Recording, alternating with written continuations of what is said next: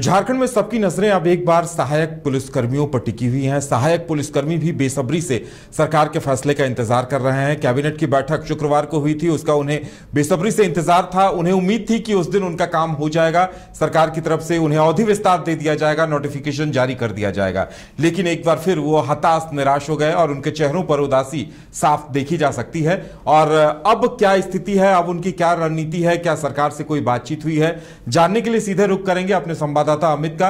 अमित, सहायक पुलिसकर्मियों से बातचीत हुई है, क्या रणनीति है अब उनकी, क्या उम्मीदें हैं उनकी अब सरकार से?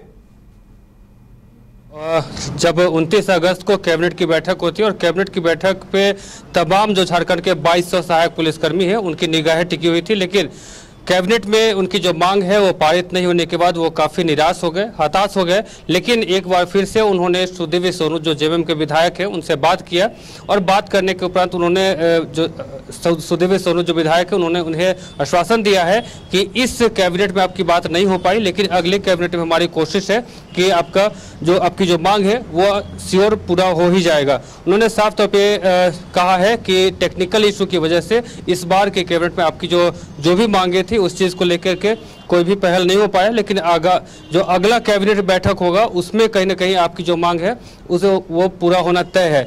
हमने जब बात किया सहायक पुलिसकर्मी से तो उन्होंने कहा कि लगभग 60 दिन होने वाले हैं जो आंदोलन के, और लगभग 38 दिन जो है उन्होंने मोराबादी में आंदोलन किया था। उसके बाद अब खेलगांव में वो लोग जो है आंदोलन को आगे बढ़ा रहे हैं और उनकी साफ तौर पे कहना है कि हमारी जो ड्यूटी है वो अगस्त महीने में लगभग सबकी जो अनुबंध की जो समय अवधि है वो खत्म होने वाली है। लेकिन अब कहीं ना कहीं हम लोगों में निराशा, लेकिन अब उम्मीद जो है जो अब कैबिनेट की बैठक होगी आगामी उस पर जाके टिकी हुई है, क्योंकि सुदेवी सोनू ने साफ तौर पर कहा है कि इस कैबिनेट बैठक में टेक्निकल इशू की वजह से जो आपकी मांग है वो पूरी नहीं हो पाई, लेकिन अगली कैबिनेट बैठक में संभवतः आपकी जो मांग है वो पूरी हो जाएगी।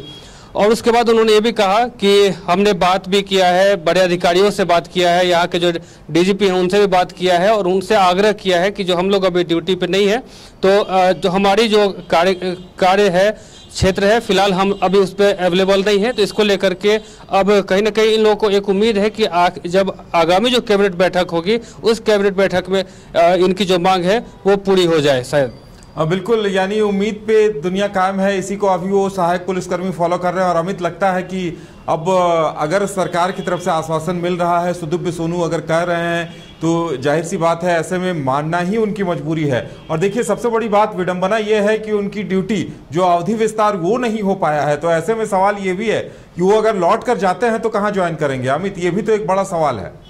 जी बिल्कुल, ये लगभग 60 दिन के आंदोलन के उपरांत ये लोग अब इस कगार पे आ चुके हैं कि अगर यहाँ से जाते भी हैं, अगर इनकी जो मांग है वो पूरी नहीं हो पाती है तो कहीं ना कहीं ये अब न घर के रहेंगे न घाट के रहेंगे, यानी कि अब इनकी जो अवधि है जो अनुबंध की जो अवधि थी वो भी समाप्त हो चुकी है। अब इसको लेकर के कहीं ना कहीं इनके बीच निराशा देखने को मिल रही है। अब इन्हें उम्मीद है कि अब जो 2-3 महीने की जो सरकार की जो समय अवधि बची है इस अंदर में अगर कैबिनेट की बैठक होती है और इस कैबिनेट की बैठक में जिनकी मांग है वो कहीं ना कहीं पूरे होने की संभावना है। सुदेवी सोनू से भी इनकी बातचीत हुई है। उसके बाद इनका यह भी कहना है कि हमने कई माननीयों से बात करने की कोशिश की है और अब पहले टेलीफोनिक बात होती थी, लेकिन अब हम लोग कोशिश कर रहे हैं कि सभी माननीयों के आवास पे जाके उनसे बात करें और एक बार फिर से रिक्वेस्ट करें कि हमारी जो मांग है उस पर थोड़ा सा ध्यान दिया जाए और जो आगामी कैबिनेट की बैठक हो उसमें कहीं ना कहीं पूरी कर दी जाए। अब इनका साफ तौर पर कहना है कि अब हम लोग अगर जाएंगे भी यहाँ से तो हमारी जो ड्यूटी की अवधि है, जो अनुबंध की अवधि है वो भी खत्म हो चुका है। तो ऐसे में हम अब आगे क्या करेंगे, क्योंकि 7 साल लगातार नौकरी करने के बाद ये लोग पिछले बार भी आंदोलन किए थे और आंदोलन करने के बाद इस बार भी 2024 में इन्होंने आंदोलन किया था, सीएम आवास घेराव किया था, विधानसभा घेराव किया था। इस दौरान लाठीचार्ज भी हुई। सीएम आवास घेराव करने के क्रम में कई लोग घायल भी हो गए, कई सहायक पुलिसकर्मी घायल हो गए। अब उसके बाद इन लोगों को एक आश्वासन मिला था कि जल्द ही आप लोग की जो मांग है वो पूरी होगी। 6 विधायकों के साथ इनकी बैठक होती है। बैठक में जो इनकी मांग है उस पर विचार विमर्श होता है और विचार विमर्श के उपरांत साफ तौर पर यह होता है कि इनकी जो मांग है उस पर हम लोग ध्यान देंगे। भारी मन से ही जो विधायक के द्वारा जो प्रस्ताव मिला था इन लोगों को, इन लोगों ने स्वीकार किया, लेकिन पुनः इन लोगों का कहना था कि इस बार जो है हम लोग आश्वासन लेके नहीं, बल्कि जो कैबिनेट में पास होगा तभी जाएंगे, क्योंकि पूर्व में जो बंधु तिर्की हैं और मंत्री मिथिलेश ठाकुर हैं, इन लोगों ने आश्वासन दिया था 2021 के आंदोलन में कि 60 दिन के अंदर जो आपकी मांग है वो पूरी हो जाएगी, लेकिन ऐसा नहीं हुआ। अब इनका कहना है कि कहीं ना कहीं हम लोगों के अंदर में जो है अविश्वास पैदा हो गया है, और इस बार जो है जब तक कैबिनेट में हमारी जो मांग है वो पूरी नहीं होती है, पारित नहीं होती है, तब तक हम लोग आंदोलन करते रहेंगे और यहाँ से हम लोग नहीं जाएंगे।